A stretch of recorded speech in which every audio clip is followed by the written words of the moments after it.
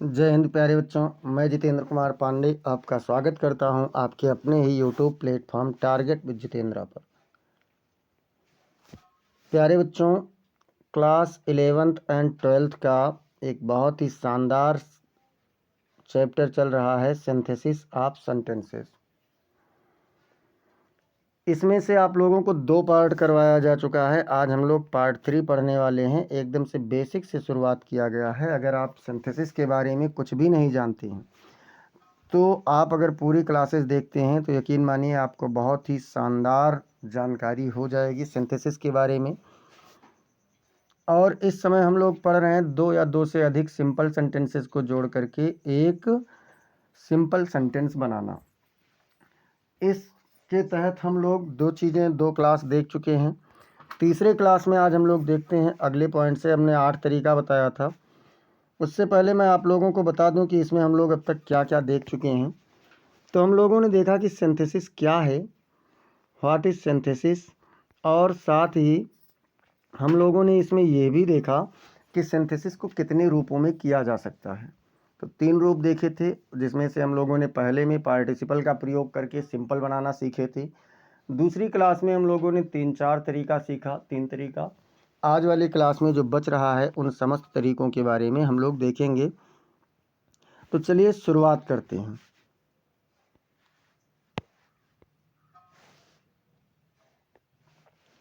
By using an adverb और adverbial phrase, एक क्रिया विशेषण या क्रिया विशेषण वाक्यांश का प्रयोग करके। तो क्रिया विशेषण या क्रिया विशेषण वाक्यांश का प्रयोग करके कैसे करेंगे, तो चलिए देखते हैं। और यहाँ से इसका कुछ नियम है। नियम ये है बच्चों कि एडवर्ब वाक्य के शुरू में भी आ सकता है, परंतु एडवर्ब अधिकतर वाक्य के बाद में ही रखना चाहिए। भाई एडवर्ब क्या है, तो इसका प्रयोग वाक्य के आरंभ में भी कर सकते हैं, लेकिन अगर वाक्य के अंत में रखें तो ज़्यादा बेहतर होता है। चलिए देख लेते हैं कि कैसे। जैसे एग्जाम्पल हमने यहाँ पर 2 लिया है। द ट्रेन अराइव्ड पंक्चुअली, क्या कहा गया कि ट्रेन समय से पहुँची। तो यहाँ पर एडवर्ब क्या है, पंक्चुअली है। और इसमें क्या कहा गया, unluckily he was killed in an accident, दुर्भाग्यवश वह एक दुर्घटना में मारा गया। यहाँ पर एडवर्ब क्या है, अनलकली है।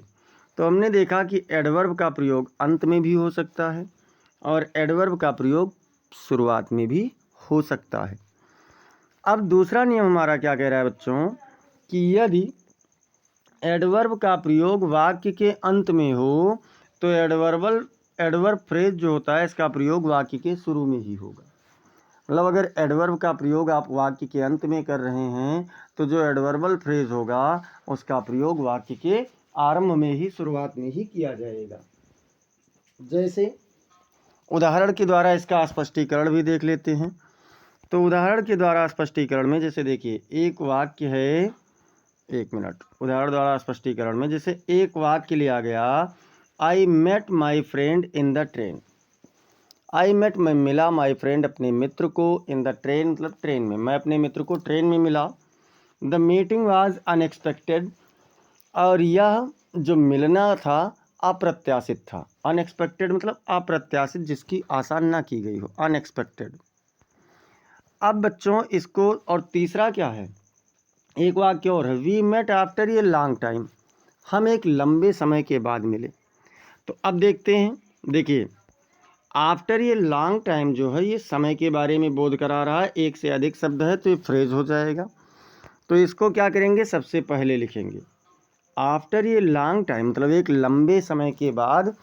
आई met my friend in the train, मुख्य काम यही तो हुआ था कि मैं अपने मित्र से ट्रेन में मिला।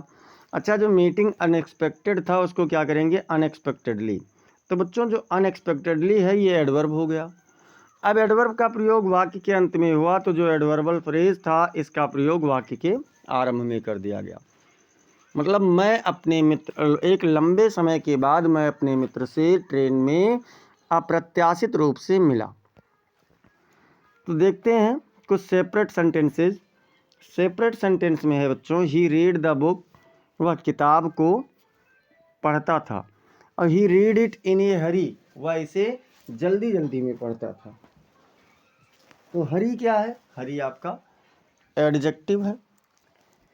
इसको बना दीजिए तो क्या करेंगे? ही रीड द बुक, वह किताब पढ़ता था। कैसे पढ़ता था? इन ये हरी मतलब जल्दबाजी से, जल्दी जल्दी से। तो ही रीड द बुक हरीडली मतलब वह जल्दी जल्दी किताब को पढ़ता था। यहाँ पर हरीडली हो गया। और देखते हैं बच्चों, और में क्या है? सेपरेट में है द ट्रेन अराइव्ड मतलब ट्रेन पहुंची। इट वाज पंक्चुअल यह समय से थी। क्या कहा गया? कि ट्रेन पहुंची, यह समय से थी। तो इसको क्या कर दिए? द ट्रेन अराइव्ड, पंक्चुअल को पंक्चुअली कर दिए और एडवर्ब हो गया। तो क्या हो गया? The train arrived punctually. और ये आपका बन गया सिंपल। देखिए यहाँ पर अराइव्ड एक फाइनाइट वर्ब है, एक फाइनाइट वर्ब है वाज। यहाँ पर एक सब्जेक्ट है द ट्रेन, इसमें सब्जेक्ट है इट। लेकिन इसमें क्या हुआ? एक ही सब्जेक्ट है, एक ही फाइनाइट वर्ब है। बाकी आपका जो ये है पंक्चुअली, ये तो आपका एडवर्ब का प्रयोग किया गया। और देख लेते हैं बच्चों तीसरा वाक्य क्या कह रहा है। सेपरेट में है इंदिरा गांधी स्पोक मतलब इंदिरा गांधी बोली। She spoke for a few minutes, वह केवल कुछ मिनटों के लिए बोली। क्या कहा गया? कि इंदिरा गांधी बोली और वह केवल कुछ मिनटों के लिए ही बोली। तो अब क्या करेंगे? Indira Gandhi spoke for a few minutes, Indira Gandhi कुछ मिनटों के लिए बोली। ये फॉर ए फ्यू मिनट्स जो है यही आपका एडवर्बल फ्रेज है और इसको अंत में लगा दिए। देखिए एडवर्बल फ्रेज शुरुआत में तब लगेगा जब वाक्य के अंत में एडवर्ब का प्रयोग किया गया होगा। अगर वाक्य के अंत में एडवर्ब का प्रयोग नहीं है तो एडवर्बल फ्रेज अंत में भी लग सकता है। चौथा कह रहा है बच्चों डू दिस वर्क, यह कार्य करो। It should not be delayed, इसमें देरी नहीं होना चाहिए। क्या कहा गया? कि यह कार्य करो, इसमें देरी नहीं होना चाहिए। तो क्या कहा? डू दिस वर्क, इस कार्य को करो विदाउट डिले मतलब बिना देरी के। इस कार्य को बिना देरी के करो। ये सभी आपके सिंपल से सिंपल बन रहे हैं। तो ये तो हम लोगों का आसान था। अब यहाँ पर थोड़ा सा नया चीज़ आया। नया चीज़ क्या कह रहा है बच्चों? By using nominative absolute. Nominative absolute क्या है? तो नॉमिनेटिव एब्सोल्यूट का प्रयोग करके, और चलिए इसमें देखते हैं, कह रहा है नियम।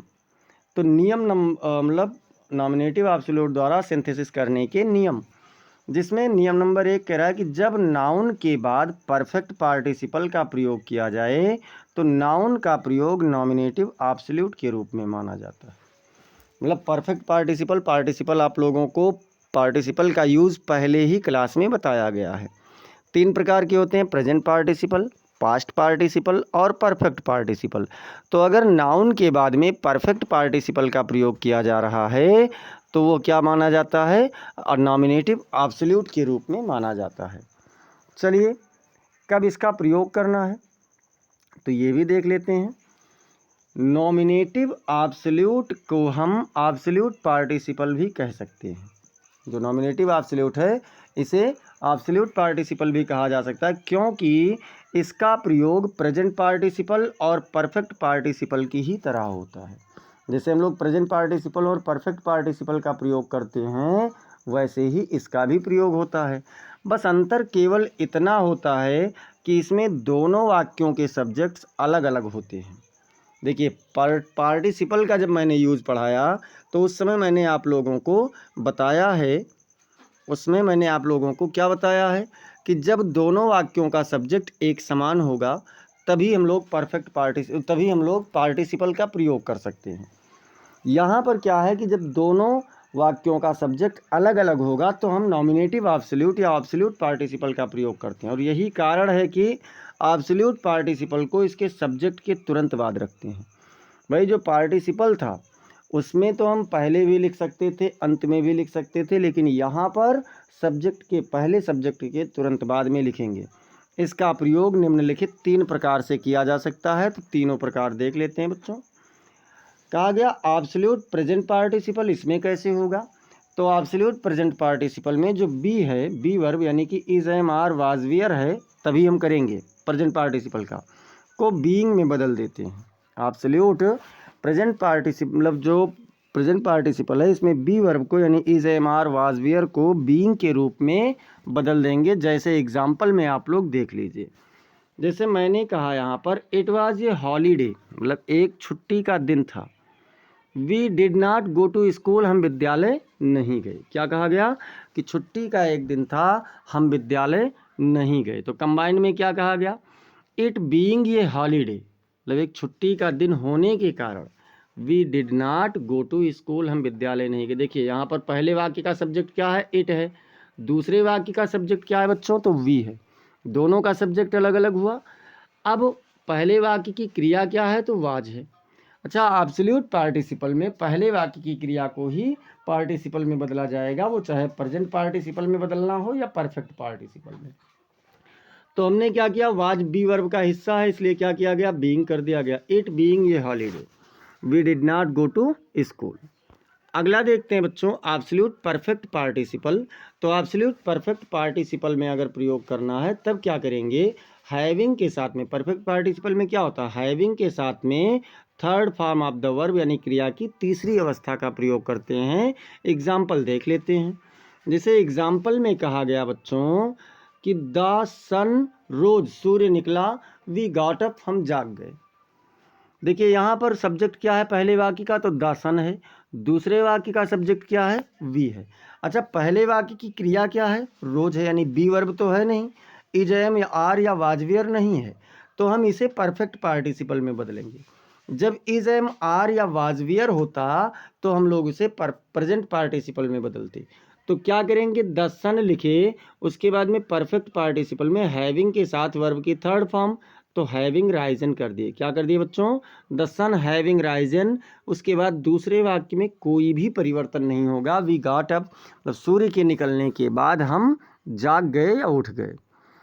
इसके बाद में तीसरा देखते हैं, तीसरा तरीका कौन सा है बच्चों, तो तीसरा तरीका कह रहा है कि एब्सोल्यूट पैसिव परफेक्ट पार्टिसिपल। अब मान लो अगर एब्सोल्यूट पार्टिसिपल का प्रयोग आप कर रहे हैं, परफेक्ट पार्टिसिपल का कर रहे हैं और उसमें पैसिव हो, तब क्या करेंगे, हैविंग लिखेंगे, हैविंग के साथ साथ बीन लिखेंगे और वर्ब की थर्ड फॉर्म लिखेंगे। जैसे, तो चलिए जैसे में देख लेते हैं कि क्या कह रहा है। द कैप्टन वाज किल्ड, मतलब कप्तान मार दिया गया। तो जब कप्तान मार दिया गया तो क्या हुआ, द आर्मी रैन अवे, सेना भाग गई। क्या कहा गया बच्चों कि द कैप्टन वाज किल्ड, मतलब कप्तान मार दिया गया, और द आर्मी रैन अवे मतलब सेना भाग गई। देखिए द कैप्टन यहाँ का सब्जेक्ट है, इसका सब्जेक्ट है the army.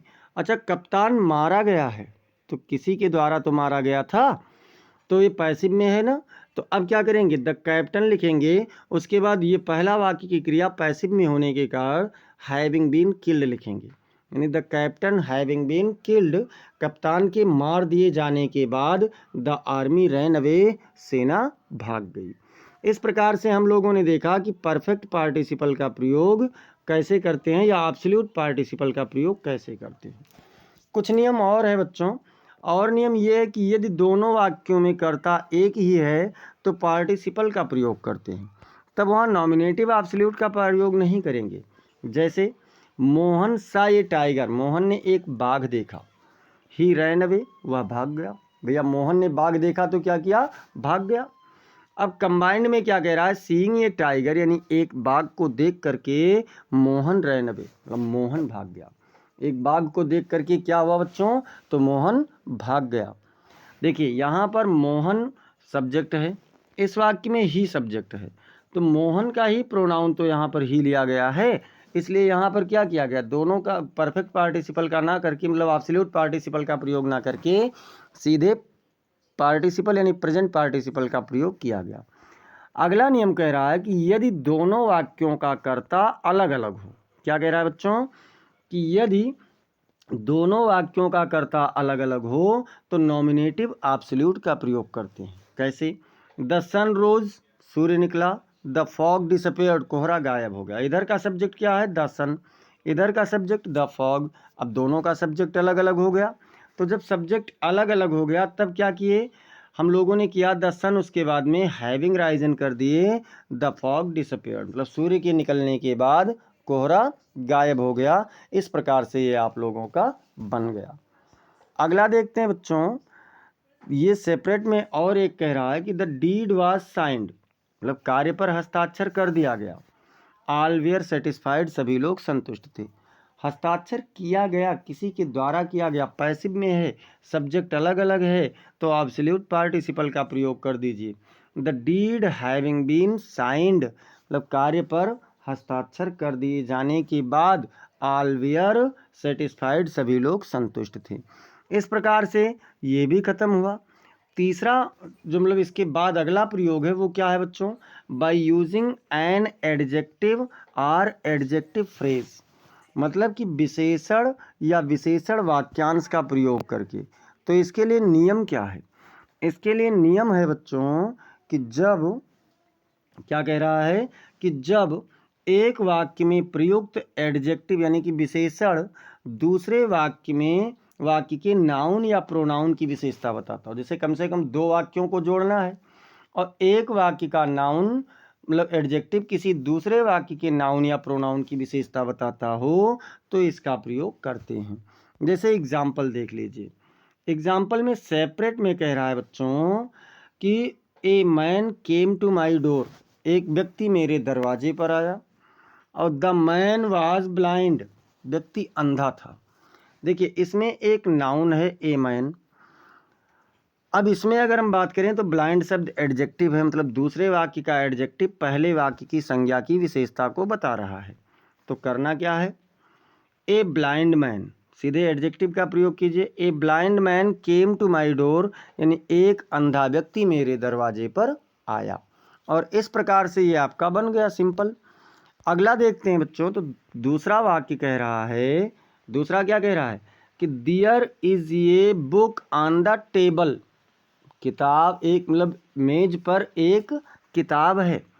It is the Bible, यह बाइबल की बुक है। अब देखो there is a book on the table, भाई किताब की स्थिति को बता रहा है और वो किस किताब की विशेषता को बता रहा है, तो बाइबल की। तो क्या करेंगे, the book on the table मतलब किताब पर रखी, सॉरी मेज पर किताब, इज द बाइबल मतलब बाइबल है, मेज पर रखी किताब बाइबल है। और इस प्रकार से हम लोगों ने क्या देखा बच्चों कि यहाँ पर पहले प्रयोग कर दिया गया। और अब देखते हैं नोट क्या कह रहा है। इस नियम के अंतर्गत एडजेक्टिव और एडजेक्टिव फ्रेज का प्रयोग किया जाता है। इसके बाद में एक लास्ट यूज जो सिंपल से सिंपल बनाने का है वो क्या है बच्चों, बाय यूजिंग ए कंजक्शन, यानी कि संयोजक का प्रयोग करके। सिंपल से सिंपल बनाने का ये लास्ट नियम है। तो इसमें क्या कह रहा है कि जब दोनों वाक्यों का सब्जेक्ट या ऑब्जेक्ट अलग हो तथा शेष वाक्य एक समान हो, मतलब दोनों वाक्यों का सब्जेक्ट भी अलग हो या फिर ऑब्जेक्ट अलग हो और बाकी का पूरा वाक्य कैसा हो, एक समान हो, मतलब और शब्दों में कोई प्रयोग परिवर्तन ना, तो कंजक्शन का प्रयोग करते हैं। जैसे जैसे एग्जाम्पल से देखते हैं। एग्जाम्पल कह रहा है बच्चों, आई टेक टी, मैंने चाय पिया। आई टेक टोस्ट, मैंने टोस्ट भी लिया। तो मैंने चाय लिया और मैंने टोस्ट लिया, तो क्या करेंगे, आई, अब देखो इसमें आई टेक समान है, इधर भी आई टेक समान है, केवल ऑब्जेक्ट तो बदला है। तो क्या करेंगे, I take tea and toast, मैंने चाय और टोस्ट लिया। दोनों में केवल ऑब्जेक्ट बदला था, तो ऑब्जेक्ट को मैंने एंड से जोड़ दिया। अगला देखते हैं बच्चों। अगले में कह रहा है सीता वेंट टू दिल्ली, सीता दिल्ली गई। और Leela also went to with Sita, Leela भी सीता के साथ गई। देखिए सीता कहाँ गई है, तो दिल्ली गई है। लीला कहाँ गई है, तो लीला भी सीता के साथ गई अर्थात दिल्ली गई है। तो हम क्या कह सकते हैं कि सीता एंड लीला वेंट। अब देखो इसमें कंजे मतलब जब हम जोड़ रहे हों तो मुख्य भाव न छूटे। इसमें साथ तो गई है, तो इसलिए हम लोग टूगेदर का प्रयोग कर देंगे, अर्थात साथ साथ गई टू दिल्ली मतलब दिल्ली। अगर साथ की बात ना होती, यहाँ विथ सीता ना लगा होता तो टुगेदर लगाने की आवश्यकता नहीं होता। जैसे केवल यही लिखा होता कि लीला आल्सो वेंट टू दिल्ली, तब हमें टुगेदर लगाने की आवश्यकता नहीं होती। लेकिन यहाँ विथ सीता लिखा है, इसलिए क्या बनेगा, Sita and Leela went together to Delhi. अब क्या कह रहा है, इस नियम के अंतर्गत वाक्यों को कंजक्शन के द्वारा जोड़ा जाता है। इस प्रकार से बच्चों हम लोगों ने इस तरीके को भी पढ़ा। आगामी क्लासेस को पाने के लिए, समस्त इम्पोर्टेंट क्लासेस को पाने के लिए, अपडेट्स पाने के लिए चैनल को सब्सक्राइब कीजिए, बेल आइकन दबाना ना भूलें। साथ ही साथ क्लास को आप लोग लाइक कर दिया कीजिए, इसे आप अपने मित्रों के पास में शेयर भी कीजिए और कमेंट सेक्शन में आप लोग ज़रूर बताएं कि आपको क्लास कैसा लगा। अगर कोई सुझाव है तो उसे भी आप लोग कमेंट सेक्शन में ज़रूर बताएं। मिलते हैं फिर अगली क्लास में, तब तक के लिए जय हिंद, जय भारत।